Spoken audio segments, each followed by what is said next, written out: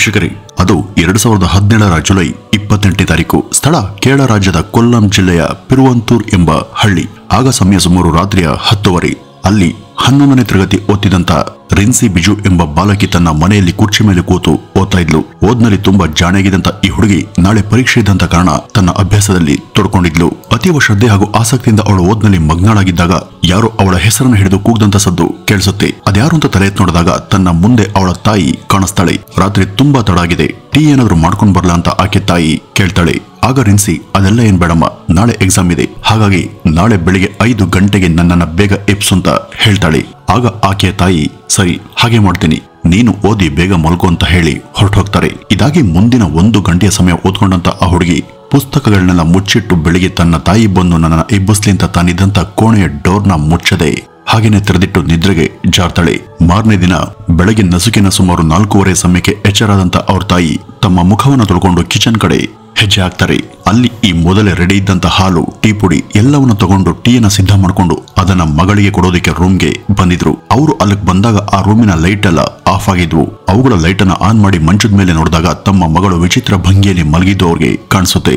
ಅವಳನ್ನ ನೋಡಿದ್ರೆ ಅವಳು ಸಹಜವಾಗಿ ಎಂದಿನಂತೆ ಮಲಗದಂತೆ ಕಾಣಿಸ್ಲಿಲ್ಲ. ಏಕೆಂದ್ರೆ ಅವಳ ಕೈ ಕಾಲುಗಳೆಲ್ಲ ಅಗಲಕ್ಕೆ ಅಸ್ತವ್ಯಸ್ತವಾಗಿ ಚಾಚಿಕೊಂಡಿದ್ವು. ಅವರು ಸಂದೇಹ ಪಡ್ತಾ ಚಾದ ಕಪ್ಪನ್ನ ಹಿಡಿದು ಇನ್ನಷ್ಟು ಮುಂದೆ ಹೋಗಿ ನೋಡಿದಾಗ ಅವಳ ಬಟ್ಟೆ ಎಲ್ಲ ಅಸ್ತವ್ಯಸ್ತವಾಗಿ ಹರಡಿದ ಅವ್ರಿಗೆ ಗೊತ್ತಾಗುತ್ತೆ. ಅದಲ್ಲದೆ ಅವಳ ಮೈ ಮೇಲೂ ಕೂಡ ಸರಿಯಾಗಿ ಬಟ್ಟೆ ಇರಲಿಲ್ಲ.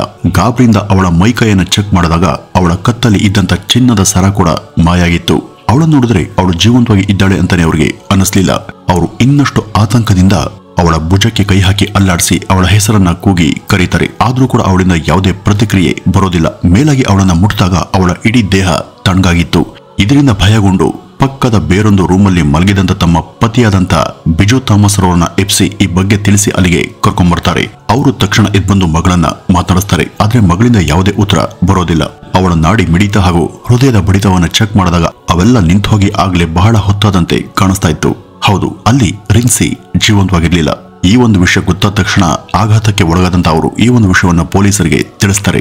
ರಾತ್ರಿ ಜೀವಂತವಾಗಿದ್ದಂತ ಅವ್ರ ಮಗಳು ಮರುದಿನ ಇದ್ದಂತ ಪರೀಕ್ಷೆಗೆ ಬೇಕಾಗಿದ್ದಂತ ಎಲ್ಲ ತಯಾರಿಯನ್ನ ಮಾಡ್ಕೊಳ್ತಿದ್ಲು. ಹೀಗಿರುವಾಗ ಅವತ್ತು ರಾತ್ರಿ ಮನೆಯಲ್ಲಿ ಇದ್ದಂತ ಅವಳಿಗೆ ಕೆಲವೇ ಗಂಟೆಗಳ ಒಳಗೆ ಆಗಿದ್ದಾದ್ರೂ ಏನು, ಅವಳ ಕೊಲೆ ನಡೆದದ ಹೇಗೆ, ಇಲ್ಲಿಂದ ಸುಮಾರು 7-8 ವರ್ಷಗಳ ಕೆಳಗೆ ಇಡೀ ಕೇರಳ ರಾಜ್ಯವನ್ನೇ ತಲ್ಲಣ ಉಂಟುಮಾಡದಂತ ಈ ಒಂದು ವಿಚಿತ್ರ ಪ್ರಕರಣದ ಬಗ್ಗೆ ಈ ಮುಂದೆ ತಿಳಿತಾ ಹೋಗೋಣ ಬನ್ನಿ ವೀಕ್ಷಕರೇ. ಅವತ್ತು ಈ ಬಗ್ಗೆ ಬೆಳಗಿನ ಜಾವನೆ ಪೊಲೀಸರಿಗೆ ಸುದ್ದಿ ರವಾನೆಯಾಗಿತ್ತು. ಅವರು ಅಲ್ಲಿಗೆ ಬರುವಷ್ಟರಲ್ಲಿ ರಿನ್ಸಿಯ ಮನೆ ಮುಂದೆ ಸಾಕಷ್ಟು ಜನ ಸೇರಿದ್ದನ್ನ ಅಲ್ಲಿಗೆ ಬಂದಂತ ಪೊಲೀಸರು ಗಮನಿಸ್ತಾರೆ. ಅಲ್ಲೊಂದ್ ಕಡೆ ಈ ರಿನ್ಸಿಯ ತಂದೆ ತಲೆ ಮೇಲೆ ಕೈ ಹೊತ್ತು ಆಕಾಶನೇ ಕಳಚಿ ಬಿದ್ದ ಹಾಗೆ ಕೂತಿದ್ರು. ಸುತ್ತಮುತ್ತ ಇದ್ದಂತ ಜನ ಕೂಡ ಅತೀವ ದುಃಖದಲ್ಲಿ ಇದ್ದದವ್ರಿಗೆ ಗೊತ್ತಾಗುತ್ತೆ. ಅವರು ಬಿಜು ಥಾಮಸ್ ಕಡೆ ನಡೆದು ಬರ್ತಿದ್ದ ಹಾಗೇನೆ ಅವರನ್ನ ನೋಡಿದ ತಕ್ಷಣ ಅವರು ಎದ್ದು ನಿಲ್ತಾರೆ. ಅವರ ಬಳಿ ಬಂದಂತ ಪೊಲೀಸರು ನಿಮ್ಮ ಮಗಳ ರೂಮ್ ಅನ್ನ ತೋರಿಸಿ ಅಂತ ಹೇಳಿದಾಗ ಅವರು ಪೊಲೀಸರನ್ನ ಕರ್ಕೊಂಡು ಮಗಳ ರೂಮ್ ಕಡೆ ಹೋಗಿದ್ರು. ಅಲ್ಲಿ ರಿನ್ಸಿಯ ತಾಯಿ ಅಳ್ತಾ ಕೂತಿದ್ರು. ಅವ್ರ ಮುಂದೆ ಇದ್ದಂತ ಮಂಚದ ಮೇಲೆ ಅಲುಗಾಡದೆ ನಿಶ್ಚಲವಾಗಿ ಮಲಗಿದಂತ ಅವರ ಮಗಳ ಶವ ಇತ್ತು. ಈಗ ಪೊಲೀಸರ ದೃಷ್ಟಿಯೆಲ್ಲ ಅದ್ರ ಮೇಲೇನೆ ಹೋಗುತ್ತೆ. ಅವರು ಆ ರೂಮಿನ ಎಲ್ಲಾ ಕ್ರೈಮ್ ದೃಶ್ಯಾವಳಿಗಳನ್ನು ಕೂಡ ಗಮನಿಸೋಕೆ ಶುರು ಮಾಡ್ತಾರೆ. ಅವಳ ಕತ್ತಿನ ಮೇಲೆ ಯಾರೊಂದು ಕೈ ಗುರುತಿನ ಮಾರ್ಕ್ ಇದ್ದದ್ದು ಅವ್ರ ಗಮನಕ್ಕೆ ಬರುತ್ತೆ. ಅಂದ್ರೆ ಯಾರೋ ಬಲವಂತದಿಂದ ಅವಳ ಕತ್ತನ್ನ ಹಿಸ್ಕಿ ಉಸಿರುಗಡಿಸಿ ಅವಳನ್ನ ಕೊಲೆ ಮಾಡಿರೋದು ಅದರಿಂದ ಸುಸ್ಪಷ್ಟವಾಗ್ತಿತ್ತು. ಅದಕ್ಕೆ ಪೂರಕವಾಗಿನೇ ಅಲ್ಲೇ ಕೆಳಗಡೆ ಇದ್ದಂತ ಒಂದು ದಪ್ಪ ಹಾಗೂ ಗಟ್ಟಿ ಇದ್ದಂತ ಹಗ್ಗ ಕೂಡ ಬಿದ್ದಿತ್ತು. ಪೊಲೀಸರು ಇದನ್ನೆಲ್ಲ ಅತ್ಯಂತ ಜಾಗರೂಕತೆಯಿಂದ ಅಬ್ಸರ್ವ್ ಮಾಡ್ತಾರೆ. ಅವಳ ಶವವನ್ನು ಕೂಡಲೇ ಮರಣೋತ್ತರ ಪರೀಕ್ಷೆಗೆ ಕಳುಹಿಸಲಾಗುತ್ತೆ ಹಾಗೂ ಅಲ್ಲಿಯ ಕ್ರೈಮ್ ಸೀನ್ ಅನ್ನು ಸಂರಕ್ಷಿಸಿ ಫೋರೆನ್ಸಿಕ್ ಹಾಗೂ ಶ್ವಾನ ದಳವನ್ನು ಕೂಡ ಮನೆ ಕರೆಸಿ ಆ ಮನೆಯಲ್ಲಿ ಏನಾದರೂ ಸುಳಿವು ಸಿಗುತ್ತಾ ಅಂತ ಹುಡುಕಾಡ್ತಾರೆ. ಆ ಮನೆಯಲ್ಲಿ ಅವ್ರಿಗೆ ಸಾಕಷ್ಟು ಬೆರಳಚ್ಚು ಗುರುತುಗಳು ಸಿಕ್ಕವಾದ್ರೂ ಪರೀಕ್ಷೆ ಮಾಡಿದಾಗ ಅವೆಲ್ಲ ಆ ಮನೆಯ ಸದಸ್ಯರಾದಂತ ರಿನ್ಸಿ ಹಾಗೂ ಆಕೆಯ ಪೋಷಕರಿಗೆ ಸೇರಿದು ಅಂತಾನೆ ಗೊತ್ತಾಗುತ್ತೆ. ಇಲ್ಲಿ ಅಲ್ಲಿದ್ದಂತ ಹಗ್ಗ ಕೂಡ ರಿನ್ಸಿಯ ತಂದೆ ತಮ್ಮ ಆಟವನ್ನ ಚಾಲು ಮಾಡೋದಕ್ಕೆ ದಿನ ಬಳಸ್ತಿದ್ದಂತ ಹಗ್ಗ ಆಗಿತ್ತು. ಹಾಗಾಗಿನೇ ಅವುಗಳ ಮೇಲೆಲ್ಲ ಅವರ ಮನೆಯವರ ಕೈಬೆರಳುಗಳ ಗುರುತುಗಳೇ ಮೂಡಿದ್ವು. ಮಗಳ ರೂಮಲ್ಲಿ ಆಕೆಯ ಪೋಷಕರ ಕೈಬೆರಳ ಮಾರ್ಕ್ ಇರೋದು ಅತ್ಯಂತ ಕಾಮನ್ ವಿಷಯ. ಅದೊಂದನ್ನೇ ಆಧಾರವಾಗಿಟ್ಕೊಂಡು ಅವ್ರ ಮೇಲೆ ಈಗ ಯಾವುದೇ ಸಂದೇಹ ವ್ಯಕ್ತಪಡಿಸೋದಕ್ಕೆ ಸಾಧ್ಯ ಇರಲಿಲ್ಲ. ಈ ರಿನ್ಸಿಯ ರೂಮಲ್ಲಿ ಒಳಗಡೆ ಇನ್ನೂ ಕೂಡ ಒಂದು ಚಿಕ್ಕ ಡೋರ್ ಇದ್ದದನ್ನ ಪೊಲೀಸರು ಗಮನಿಸ್ತಾರೆ. ಅದನ್ನ ಅವರು ತೆರೆಯೋದಕ್ಕೆ ಮುಂದಾದಾಗ ಅದು ಬಹಳ ಟೈಟ್ ಆಗಿ ಲಾಕ್ ಆಗಿದ್ದು ಅವ್ರಿಗೆ ಗೊತ್ತಾಯ್ತು. ಅಂದ್ರೆ ಅದನ್ನ ಬಹಳ ದಿನಗಳಿಂದ ಯಾರು ಕೂಡ ಬಳಸದಂತೆ ಕಾಣಿಸ್ಲಿಲ್ಲ. ಇದು ಯಾವ ಡೋರ್ ಅಂತ ಅವರ ಪೋಷಕರನ್ನ ಕೇಳಿದಾಗ ಅದನ್ನ ನಾವೇನು ಜಾಸ್ತಿ ಬಳಸೋದಿಲ್ಲ, ಈ ಒಂದು ಡೋರ್ನ ಮೂಲಕ ಯಾರಾದ್ರೂ ಒಳಗಡೆ ಹೋಗಬಹುದು, ಬಹುಶಃ ಅಲ್ಲಿಂದಲೇ ಯಾರೋ ಬಂದು ನಮ್ಮ ಮಗಳನ್ನ ಕೊಲೆ ಮಾಡಿರಬಹುದು ಅಂತ ಹೇಳ್ತಾರೆ. ಪೊಲೀಸರು ಆ ಡೋರಿನ ಮೇಲೆ ಮೂಡಿದಂತ ಕೈ ಬೆರಳುಗಳ ಸ್ಯಾಂಪಲ್ ಅನ್ನ ಕಲೆ ಹಾಕಿ ಚೆಕ್ ಮಾಡಿದಾಗಲೂ ಕೂಡ ಅಲ್ಲಿಯೂ ಕೂಡ ಅವ್ರಿಗೆ ಸಿಕ್ಕಿದ್ದು ಆ ಮನೆಯವರ ಕೈ ಬೆರಳು ಗುರುತುಗಳೇ. ಇಲ್ಲಿ ಪೊಲೀಸರಿಗೆ ಯಾಕೋ ಸಣ್ಣ ಅನುಮಾನ ಆ ಬಾಲಕಿ ಪೋಷಕರ ಮೇಲೇನೆ ಬರುತ್ತೆ. ಏನೇ ಇರಲಿ ಮೊದಲು ಇವರಿಂದಲೇ ಈ ಒಂದು ತನಿಖೆಯನ್ನ ಶುರು ಮಾಡೋಣ ಅಂತ ಅವರನ್ನ ತನಿಖೆಗೆ ತಗೊಳ್ತಾರೆ. ನೀವು ನಿಮ್ಮ ಆಟವನ್ನ ಚಾಲು ಮಾಡೋದಕ್ಕೆ ಬಳಸುವಂತ ಆ ಒಂದು ಹಗ್ಗ ನಿಮ್ಮ ಮಗಳ ರೂಮಲ್ಲಿ ಯಾಕಿತ್ತು ಅಂತ ಕೇಳಿದಾಗ ರಿನ್ಸಿಯ ತಂದೆ ಸರ್ ಅದು ಅಲ್ಲಿ ಹೇಗ್ ಬಂತು ಅಂತ ನಮಗೂ ಗೊತ್ತಿಲ್ಲ ಅಂತ ಹೇಳಿದ್ರು. ಅವರ ಈ ಒಂದು ವಿಚಿತ್ರ ಹೇಳಿಕೆ ಅವ್ರ ಮೇಲೆ ಪೊಲೀಸ್ಗೆ ಇದ್ದಂತ ಅನುಮಾನವನ್ನ ಇನ್ನಷ್ಟು ಹೆಚ್ಚು ಮಾಡಿತ್ತು. ಈ ಮಧ್ಯ ಈ ರಿನ್ಸಿಯ ಮರಣೋತ್ತರ ಪರೀಕ್ಷೆ ವರದಿ ಕೂಡ ಬಂತು. ಅದರಲ್ಲಿ ಪೊಲೀಸ್ ನಿರೀಕ್ಷೆ ಮಾಡದಂತೆ ಅವಳನ್ನ ಉಸಿರುಗಡಿಸಿ ಕೊಲೆ ಮಾಡಲಾಗಿತ್ತು ಹಾಗೂ ಅವಳ ಮೇಲೆ ಲೈಂಗಿಕ ಅತ್ಯಾಚಾರ ಕೂಡ ಆಗಿದೆ ಅಂತ ವರದಿ ತಿಳಿಸಿತ್ತು. ಅದಕ್ಕೆ ಸಾಕ್ಷಿಯಾಗಿ ಅವಳ ದೇಹ ಹಾಗೂ ಬಟ್ಟೆ ಮೇಲೆ ಇದ್ದಂತ ಸಿಮೆಂಟ್ನ ಕಲೆ ಕೂಡ ಸಿಕ್ಕಿತ್ತು. ಈಗ ಪೊಲೀಸರು ಆಕೆ ತಂದೆಯ DNA ಚೆಕ್ ಮಾಡಿ ಅದನ್ನ ಈಗ ಸಿಕ್ಕಂತ ಸಿಮೆಂಟ್ ಜೊತೆ ಹೋಲಿಕೆ ಮಾಡಿ ನೋಡಿದಾಗ ಅವು ಪರಸ್ಪರ ಮ್ಯಾಚ್ ಆಗೋದಿಲ್ಲ. ಇದು ಅವರದಲ್ಲ ಬೇರೆ ಯಾರದು ಅಂತ ವರದಿಯಲ್ಲಿ ಬರುತ್ತೆ. ಇದರಿಂದ ಕೊಲೆಗಾರ ಯಾರೋ ಹೊರಗಿನ ಮೂರನೇ ವ್ಯಕ್ತಿ ಅಂತ ಪೊಲೀಸರು ಗೆಸ್ ಮಾಡ್ತಾರೆ. ಆದ್ರೂ ಕೂಡ ಅವರು ಮುಂದಿನ 4 ತಿಂಗಳವರೆಗೂ ಅವ್ರಿಗೆ ಈ ಬಗ್ಗೆ ಯಾವುದೇ ಕ್ಲೂ ಸಿಗೋದಿಲ್ಲ. ಈ ಒಂದು ಕೇಸ್ ಆ ಹೊತ್ತಿಗೆ ಆಗ್ಲೇ ಮೀಡಿಯಾದ ಅಟೆನ್ಷನ್ ಅನ್ನ ಪಡೆದಿತ್ತು. ಪೊಲೀಸರ ನೀರಸ ತನಿಖೆ ಮೇಲೆ ಆಗ್ಲೇ ರಿನ್ಸಿಯ ಪೋಷಕರು ಹಾಗೂ ಆಕೆ ಇತರ ಆಪ್ತರು ಭರವಸೆಯನ್ನ ಕಳೆದುಕೊಂಡಿದ್ರು. ಸಾರ್ವಜನಿಕರೆಲ್ಲ ಸೇರಿ ಪೊಲೀಸರ ನಿರ್ಲಕ್ಷ್ಯದ ವರ್ತನೆಯಿಂದ ಬೇಸರಗೊಂಡು ಅವರ ವಿರುದ್ಧ ಆಗ್ರಹಿಸೋದಕ್ಕೆ ಶುರು ಮಾಡಿದ್ರು. ಇದು ರಾಜ್ಯಾದ್ಯಂತ ಸಂಚಲನ ಮೂಡಿಸಿದಾಗ ಅಲ್ಲಿಯ ಸಿಎಂ ಮೂಲಕ ಇದನ್ನ ಸಿಬಿಐಗೆ ವರ್ಗಾಯಿಸುವಂತೆ ಮನವಿಯನ್ನ ಮಾಡಿಕೊಳ್ಳಾಯಿತು.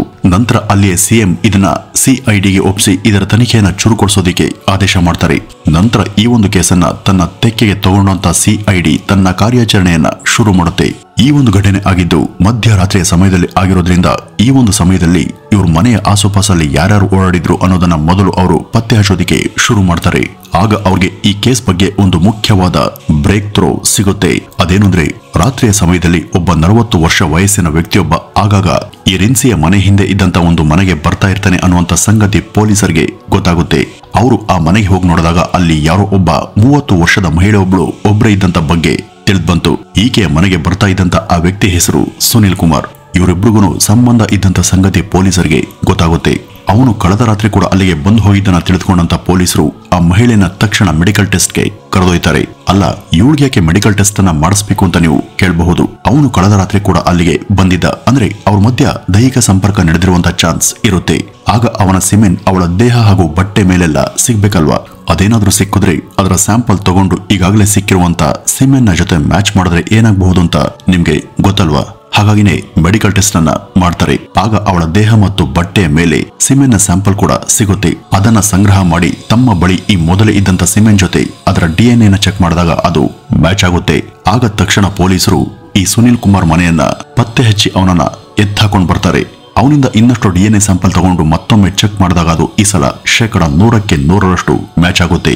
ಈಗ ಅವನನ್ನು ವಶಕ್ಕೆ ತಗೊಂಡಂತ ಪೊಲೀಸ್ ತಮ್ಮದೇ ಶೈಲಿಯಲ್ಲಿ ವಿಚಾರಣೆಗೆ ಮುಂದಾಗ್ತಾರೆ. ನಂತರ ಇವನು ಹೆಚ್ಚು ಬುದ್ಧಿಯನ್ನ ಖರ್ಚು ಮಾಡದೆ ಹಾಗೂ ಹೆಚ್ಚು ಆಟವನ್ನು ಕೂಡ ಆಡದೆ ಅವತ್ತು ರಾತ್ರಿ ನಡೆದಂತ ಎಲ್ಲವನ್ನೂ ಕೂಡ ಅವ್ರ ಬಳಿ ಹೇಳ್ಕೊಂಡಿದ್ದ. ಅವನು ಅಲ್ಲಿ ಕನ್ಫೆಸ್ ಮಾಡ್ಕೊಂಡಂತ ವಿವರಗಳು ಈ ರೀತಿ ಇದ್ವು. ಈ ರಿನ್ಸಿ ಇದ್ದಂತ ಮನೆ ಹಿಂಭಾಗದಲ್ಲಿ ಇವನದೇ ಆದಂತ ಒಂದಷ್ಟು ಖಾಲಿ ಜಾಗ ಇತ್ತು. ಈ ಸುನಿಲ್ ಆಗಾಗ ಅಲ್ಲಿಗೆ ಬಂದು ಅದನ್ನ ಸಾಧ್ಯವಾದಷ್ಟು ಕ್ಲೀನ್ ಮಾಡ್ತಿದ್ದ. ಅದೇ ತರ ಅದೊಂದಿನ ಅಲ್ಲಿಗೆ ಬಂದಾಗ ಅವನ ಗಮನ ಎದುರು ಮನೆಯ ರಿನ್ಸಿ ಮೇಲೆ ಹೋಗುತ್ತೆ. ಮೊದಲೇ 30 ವರ್ಷದ ಗೃಹಿಣಿಯ ಜೊತೆ ಅಕ್ರಮ ಸಂಬಂಧ ಇಟ್ಕೊಂಡಿದ್ದಂತ ಈ ಸುನಿಲ್ನ ಮನಸ್ಥಿತಿ ಹಾಗೂ ಸ್ವಭಾವ ಯಾವ ತರದ್ದು ಇರಬಹುದಂತ ಇಲ್ಲಿ ವಿವರಿಸಬೇಕಾದಂತ ಅಗತ್ಯ ಇಲ್ಲ.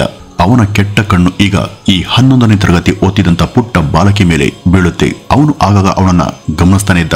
ಅವಳು ಇನ್ನು ಅಪ್ರಾಪ್ತ ವಯಸ್ಸಿನ ಬಾಲಕಿ. ನಾನು ಈ ರೀತಿ ಅವಳ ಬಗ್ಗೆ ಕೆಟ್ಟದಾಗಿ ಭಾವಿಸೋದು ತಪ್ಪು ಎಂಬ ಸಣ್ಣ ಪಾಪ ಪ್ರಜ್ಞೆ ಕೂಡ ಅವನಿಗೆ ಇರಲಿಲ್ಲ. ಅವಳನ್ನ ಯಾವತ್ತಾದ್ರೂ ಒಂದಿನ ನಾನು ಅನುಭವಿಸಬೇಕು ಎಂಬ ಅವನ ನಿರ್ಲಜ್ಜ ಮನಸ್ಸು ಅವತ್ತೇ ಬಯಸಿತ್ತು. ಅವನು ಅದಕ್ಕಾಗಿ ತಕ್ಕ ಸಮಯವನ್ನ ಕಾದಿದ್ದ. ಅವನು ಆ ಮನೆ ಬಗ್ಗೆ ಇದ್ದಂತ ಎಲ್ಲಾ ವಿಷಯಗಳನ್ನು ಕೂಡ ಗುಟ್ಟಾಗಿ ತಿಳಿದುಕೊಳ್ಳೋದಕ್ಕೆ ಟ್ರೈ ಮಾಡ್ತಾನೆ. ರಿನ್ಸಿ ಇದ್ದಂತ ರೂಮ್ ಒಳಗೆ ಒಂದು ಡೋರ್ ಇದ್ದದ್ದು ಹಾಗೂ ಅದು ಹೊರಗಡೆ ಕೂಡ ಓಪನ್ ಆಗ್ತಾ ಇದ್ದದ್ದು ಇದೆಲ್ಲವನ್ನು ಕೂಡ ಅವನು ನೋಟ್ ಡೌನ್ ಮಾಡ್ಕೊಂಡಿದ್ದ. ಅದರಂತೆ ಅವನು ಬಹಳ ಸಮಯದಿಂದ ಕಾದಿದಂತ ಆ ಒಂದು ಘಳಿಗೆ ಬಂತು. ಅದು ಜುಲೈ 28ರ ರಾತ್ರಿ. ಅವತ್ತು ರಿನ್ಸಿ ಇದ್ದಂತ ಮನೆ ಹಿಂಭಾಗದಲ್ಲಿ ಪೊದೆಯ ನಡುವೆ ಸುನಿಲ್ ಅಡಗಿ ಕೂತಿದ್ದ.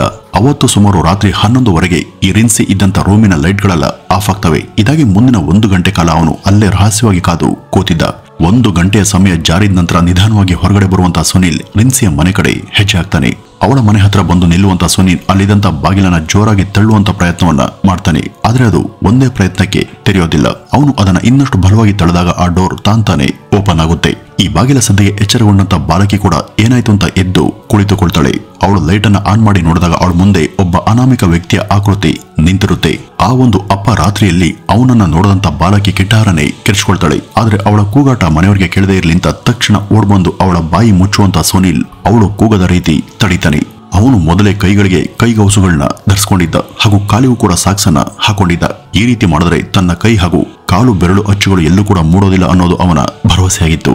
ಆ ಬಾಲಕಿ ಸಾಧ್ಯವಾದಷ್ಟು ಅವನಿಂದ ಬಿಡಿಸ್ಕೊಳ್ಳೋದಕ್ಕೆ ಪ್ರತಿಭಟಿಸಿ ಹೋರಾಟ ಮಾಡೋದಕ್ಕೆ ಶುರು ಮಾಡ್ತಾಳೆ. ಆದ್ರೆ ಈ ಸುನೀಲ್ ಅವಳ ಮೇಲೆ ಹತ್ತಿ ಕುಳಿತು ಅವಳ ಕುತ್ತಿಗೆಯನ್ನ ಹಿಸ್ಕಿ ಅವಳ ಉಸಿರುಗಡಿಸೋದಕ್ಕೆ ಪ್ರಯತ್ನ ಪಡ್ತಾನೆ. ಮುಂದಿನ ಕೆಲವೇ ನಿಮಿಷಗಳಲ್ಲಿ ಉಸಿರಾಡಲಾಗದೆ ಅವಳ ಜೀವ ಹಾರ್ಹೋಗುತ್ತೆ. ಈಗ ಅವನ ಮುಂದೆ ಏರಿನ್ಸಿ ಸತ್ತು ಮಲಗಿದ್ಲು. ಅದು ನಿರ್ಜೀವ ಶವಾಂತನು ಕೂಡ ನೋಡದಂತ ಈ ಸುನೀಲ್ ಶವದ ಮೇಲೇನೆ ಲೈಂಗಿಕ ಅತ್ಯಾಚಾರವನ್ನ ಮಾಡಿದ್ದ ಹಾಗೂ ಅವಳ ಕತ್ತಲ್ಲಿ ಇದ್ದಂತ ಚಿನ್ನದ ಸರವನ್ನು ಕೂಡ ಕಿತ್ಕೊಂಡಿದ್ದ.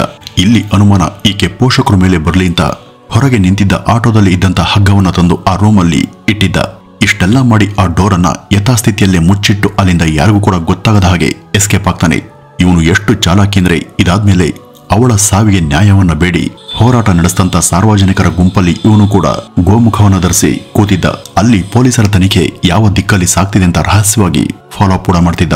ಇವನ ಹೇಳಿಕೆಯನ್ನೆಲ್ಲ ದಾಖಲು ಮಾಡಿಕೊಂಡಂತ ಪೊಲೀಸರು ಇವನನ್ನ ಕೋರ್ಟ್ಗೆ ಸಬ್ಮಿಟ್ ಮಾಡ್ತಾರೆ. ಮುಂದೆ 2021 ನವೆಂಬರ್ ವರೆಗೂ ನಡೆದಂತ ಈ ಒಂದು ಕೇಸಲ್ಲಿ ಅಪರಾಧಿಯಾದ ಸುನಿಲ್ಗೆ ಅಲ್ಲಿಯ ಕೋರ್ಟ್ 43 ವರ್ಷಗಳ ಜೈಲು ಶಿಕ್ಷೆ ಹಾಗೂ 3 ಲಕ್ಷ ರೂಪಾಯಿಗಳ ದಂಡವನ್ನ ವಿಧಿಸುತ್ತೆ. ಇಲ್ಲಿ ಆ ಬಾಲಕಿಯ ಪೋಷಕರು ಮಾಡದಂತ ಒಂದೇ ಒಂದು ಸಣ್ಣ ತಪ್ಪು ಏನಂದ್ರೆ ಅವಳ ರೂಮಲ್ಲಿ ಇದ್ದಂತ ಆ ಬಾಗಿಲನ್ನ ರೆಡಿ ಮಾಡಿಸದೆ ಇದ್ದದ್ದು. ಮನೆ ಎಷ್ಟೇ ಸದೃಢವಾಗಿ ಇದ್ರೂ ಕೂಡ ಆ ಮನೆಯ ಬಾಗಿಲುಗಳು ಸದಾ ಸುಸ್ಥಿತಿಯಲ್ಲಿ ಇರಬೇಕಾಗುತ್ತೆ. ಮನೆಯ ಯಾವುದೇ ಪ್ರವೇಶ ದ್ವಾರ ತುಂಬಾ ಸಡಿಲವಾಗಿದ್ರೆ ಅಥವಾ ರಿಪೇರಿ ಹಂತದಲ್ಲಿದ್ರೆ ತಕ್ಷಣ ಅದರ ಕಡೆ ಗಮನ ಕೊಟ್ಟು ಅದನ್ನ ರೆಡಿ ಮಾಡಿಸೋದು ಮನೆಯವರ ಜವಾಬ್ದಾರಿ ಆಗುತ್ತೆ. ಇಲ್ವಾದ್ರೆ ಈ ಸುನೀಲ್ ತರದ ಕ್ರಿಮಿನಲ್ಗಳು ಯಾವಾಗ ಬೇಕಾದ್ರೂ ಯಾರ ಮನೆಗೆ ಬೇಕಾದ್ರೂ ನುಗ್ಗುವಂತ ಸಂಭವ ಹೆಚ್ಚಿರುತ್ತೆ. ಪೊಲೀಸರು ಸುತ್ತಮುತ್ತ ಈ ಸುನೀಲ್ ಬಗ್ಗೆ ವಿಚಾರಣೆ ಮಾಡಿದಾಗ ಅನೇಕರ ಬಾಯಲ್ಲಿ ಅವನ ಬಗ್ಗೆ ಒಳ್ಳೆಯ ಉತ್ತಮ ಮಾತುಗಳೇ ಕೇಳಿಬರ್ತವೆ. ಅಂದ್ರೆ ಅವನು ಒಂದ್ ರೀತಿ ಆ ಊರಿಗೆ ಉಪಕಾರಿಯ ತರನೇ ಇದ್ದ. ಯಾರಿಗಾದ್ರೂ ಏನಾದ್ರೂ ಸಹಾಯ ಬೇಕಾದ್ರೆ ತಕ್ಷಣ ಈ ಸುನೀಲ್ ಸಿಕ್ತಿದ್ದ.